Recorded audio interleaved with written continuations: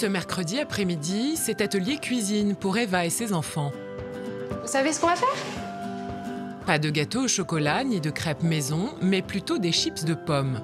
Le goûter parfait pour cette maman et nutritionniste. C'est vraiment un moyen très détourné de leur faire manger des légumes et des fruits. Et puis ça leur permet de découvrir les fruits d'une autre manière. Simple et rapide, la recette des chips de pommes permet à tous de participer.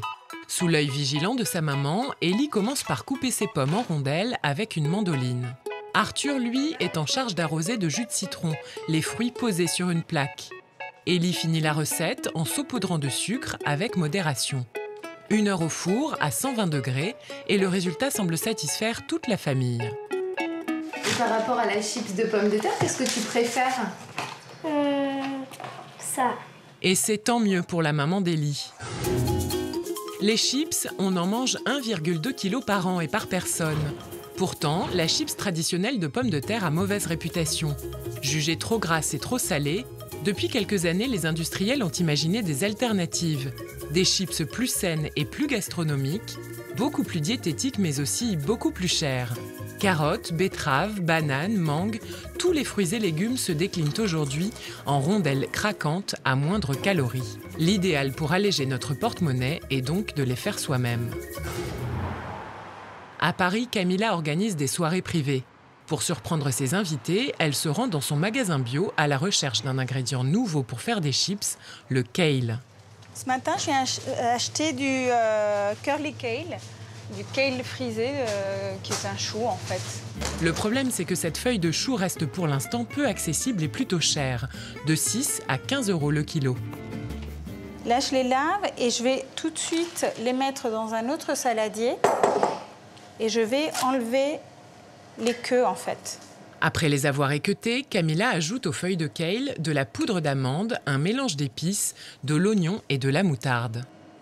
Après, on va mélanger avec les mains parce que le kale, il faut le masser en fait. C'est un légume qui se masse pour être bien digéré. Une fois assaisonnées, les feuilles de kale sont placées sur une plaque pendant 12 heures au déshydrateur. Au four traditionnel, il suffira de les laisser 10 à 15 minutes à 175 degrés, mais la recette sera différente. Les feuilles seront cuites alors que celles de Camilla sont restées crues. Voilà, elles sont prêtes. Les chips de kale sont 10 fois moins caloriques que des chips de pommes de terre. Mais en France, les feuilles de kale ne sont cultivées que d'octobre à mars, ce qui limite sa consommation. Peu pratique pour Eva, notre nutritionniste. Elle s'attaque à la chips d'un légume vert beaucoup plus accessible, la courgette. Pour la recette des chips de courgettes maison, on coupe les courgettes en fines tranches. Avec la mandoline, c'est plus facile. On va les mettre un peu sur le papier absorbant pour qu'on enlève un petit peu l'eau. Après, on va mettre un petit peu de sel pour qu'elle en perde un petit peu plus aussi, puis pour le petit goût un peu salé. Et après, on va mettre un petit peu d'huile d'olive pour faire dorer un peu tout ça et mettre un petit goût en plus. Habituellement, Eva cuit ses chips au four. Aujourd'hui, nous lui avons demandé de tester cet ustensile spécial micro-ondes. 1 heure de cuisson au four à 120 degrés contre 3 minutes au micro-ondes à 700 watts. Eva est bluffée.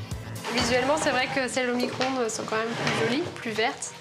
Après, celles au four sont peut-être un petit peu plus craquantes que les autres. Les deux cuissons se valent, sachant que quand on cuit déjà des aliments, la plupart des vitamines qui sont sensibles à la chaleur sont détruites. L'avantage peut-être du micro-ondes, que c'est plus rapide, donc finalement la perte serait peut-être moins importante sur certaines vitamines, contrairement au four où c'est plus long.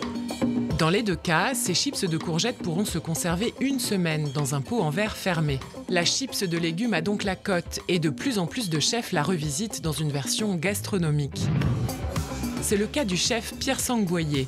Dans son établissement, il fait de la chips le twist indispensable à ses assiettes. Au menu aujourd'hui, salsifis, panais et radis japonais version chips. Première astuce du chef, conserver la peau des légumes.